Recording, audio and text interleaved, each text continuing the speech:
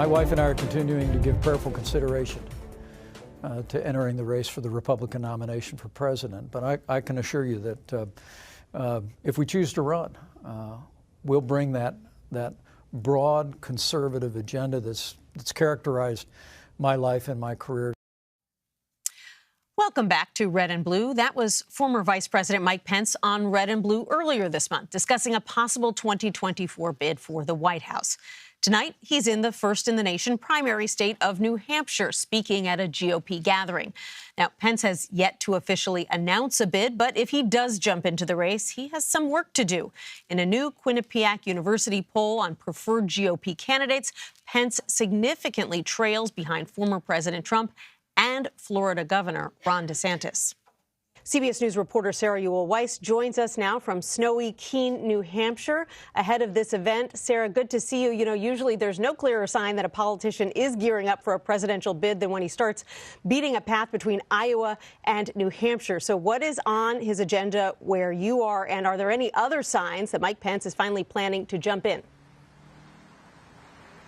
You know, this is not the former vice president's first time to New Hampshire in recent months. He was last here in December while he was on his book tour, but he is back tonight, and I'm told that he's going to be giving remarks about the future of the nation. Of course, he's coming to the first in the country primary state for Republicans, and this is something that we see many different Republicans who are mulling bids for the White House, considering a presidential run for the Republican ticket, doing in recent months. So he's here. He'll be meeting with voters at a county dinner. There is a reception. So it'll be really a mingle, shaking hands type of event, really getting to know the people of New Hampshire, reintroduce himself. As you mentioned, of course, he is behind as a potential candidate in this primary in the latest poll from Quinnipiac. He's actually about 3%. Of course, only candidates with double digits in that poll were the former president and Governor DeSantis.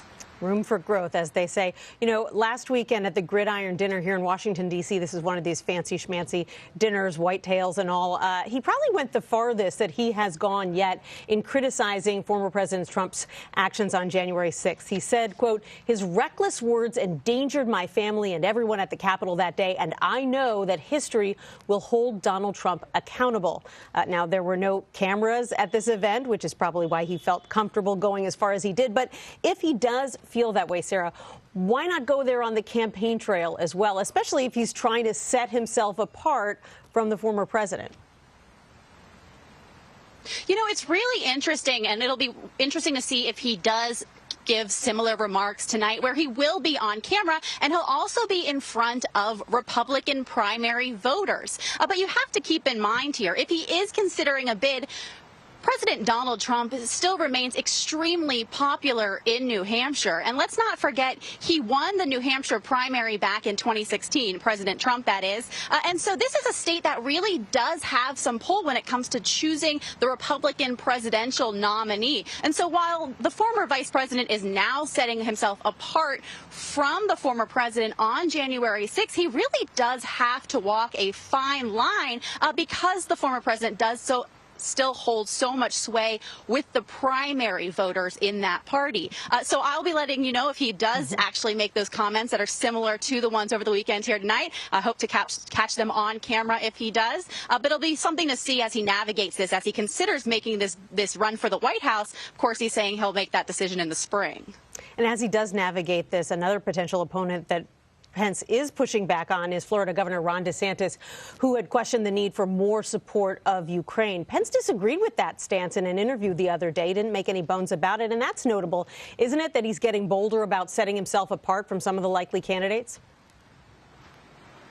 Yes, you know, the war in Ukraine is one place where these candidates or potential candidates really are setting their own paths. And so he is definitely setting himself apart from Governor Ron DeSantis. But the former vice president has made absolutely no questions about it where he stands on Ukraine. Last month, he did give a foreign policy speech where he actually called for accelerating support for Ukraine until there is victory there. Of course, he also submitted a statement. The Tucker Carlson asked for statements on where potential candidates and candidates for 2024 stand on Ukraine. And DeSantis said it wasn't a vital interest for the U.S. But of course, Pence, when he put out his statement, he said there's no room for Putin apologists in the Republican Party. And in that interview he gave, it was a New Hampshire radio interview he gave after DeSantis released his statement, he really did push back, and he said this is not a territorial dispute. He said this is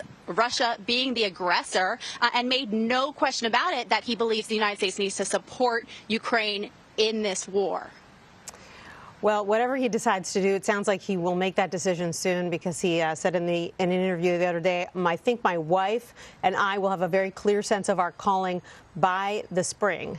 So we'll await an answer, see if you can read any tea leaves tonight. Sarah Ewall-Wice in Keene, New Hampshire. Thank you so much.